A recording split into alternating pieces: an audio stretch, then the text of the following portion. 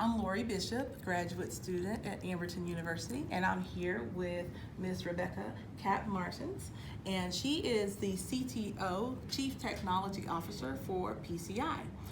Rebecca is going to share with us some information about how she currently experiences work-life balance here at her organization from a policies perspective and what it's like to manage multiple generations in the IT industry. So thank you for joining me today. Absolutely, my pleasure, Lori. So talk to me about what benefits you currently have with this organization that helps with work-life balance.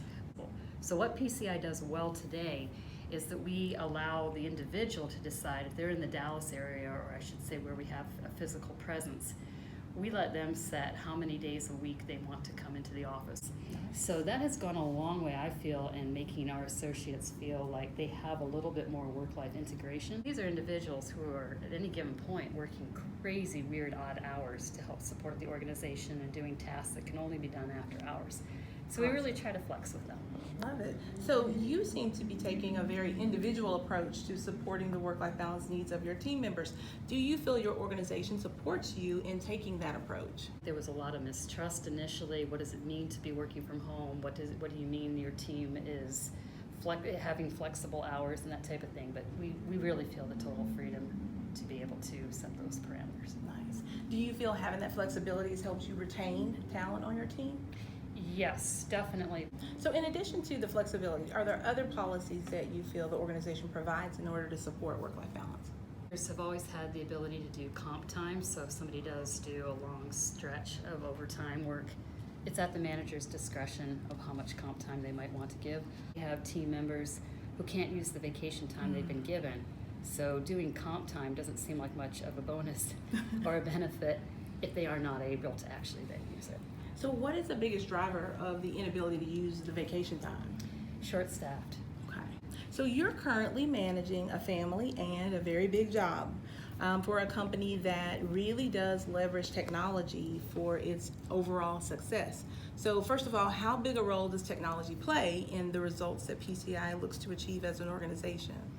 I would say that technology is the underpinnings of everything we do as an organization. So at some point, the department head, when they have an idea or an initiative, they are going to be looping in the technology team to make it happen. So how does that play in your ability to achieve work-life balance? I'm not going for balance, I'm going for integration. So a small example of that is the other night while my son was doing his bath time, I was using that time to work on a report that was due the next day. And I think that women in particular are already so familiar with the multitasking and juggling of many different assignments and projects. Because one of the key people in my life is my nanny, or my son's nanny. She's a huge part of our family, and I tell her repeatedly that the professional success I'm able to enjoy is a direct result of the time and attention that she gives my son. So it sounds like to achieve balance, you're leveraging your corporate policies here, you're leveraging support systems in your family, Absolutely. And some individual approaches to achieve balance for your team. As you described how you work, one of the aspects that we've learned during this research is that there are segmenters and integrators are just like you described, how you just blend it all together and you are comfortable making that happen. And then segmenters are those who really wish to create some compartmentalization around the work and the other personal or family items that they like to accomplish. So in thinking about your role, do you prefer to segment or to integrate? I am finding myself trying to go more towards segmentation. I've done integration in my entire professional life up until my son arrived. For example, I know that we close at 5 p.m. on Saturday. 5 p.m. from Saturday on, all through Sunday, I really try my best to minimize checking emails because I know that we're closed. And so there's that little bit of mental freedom that comes with take advantage of it while you have this lull. So that's really what I regard as kind of sacred family time. I know you're passionate about women in technology. Do you feel the inability to achieve that balance or the difficulty of achieving work-life balance plays a role in the number of people, of women who actually enter the IT profession? Without a doubt. I had a huge shock about a decade ago when I was talking to a young lady on the team and asking her about, the standard questions we used to ask folks, where do you see yourself in 5 years? Where do you see yourself in 10 years? And her response just totally took my breath away. She said, well, I don't know where I see myself in 5 years, but whatever it is, I definitely don't want a life like yours. Oh. And that was my reaction. I'm like, wow. I said, I really appreciate your openness and honesty, and I also feel really bad that you perceive it that way, because I can see where I'm being a detriment to you. Mm-hmm. However, on the other hand, you never want to be misleading with somebody on the sacrifice, if you will, that is required in order to achieve certain things or levels of expertise in life. So it's very, very difficult for women in particular, I think, to see that and also try to envision, how do I balance that with my own personal goals, especially if it involves family.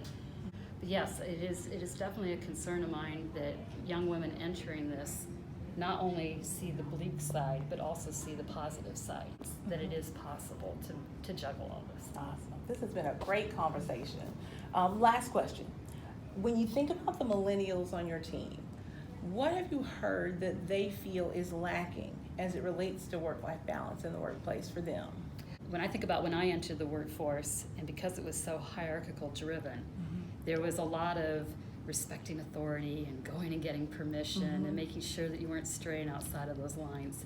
And today I see a much gutsier type of associate who will push back and say, wait a moment, this is what I feel I need in order to best support my lifestyle or my goals, my dreams, especially on the personal side. And they just kind of force you to go along, and not in a bad way. Yeah. So I can give a small example. We had somebody on the team recently who knew he was up against a really tight deadline, but he also really, really, really wanted to go see a family member in another city. And so much to my great surprise, he just suddenly announced, oh, by the way, I'm cutting out of work a little early today, and I'm driving, and I think it was like a 5-hour drive, so it was not insignificant, and I'll be back online in the morning. And the whole thing threw me at first, and then I realized, no, I need to be respectful of the fact that he is asking on a Thursday night to take this big block of time, knowing that on Friday night, he's going to work till the wee hours to make it up. So that was another example of, he felt he needed this, and he just went ahead and acted on it, and then I needed to get in line and shed some of my old management ideas. I love that. Well, thank you so much for your time. This has been a very rich and fruitful experience for me to learn this information and share it with my team during the project. Thank you very much.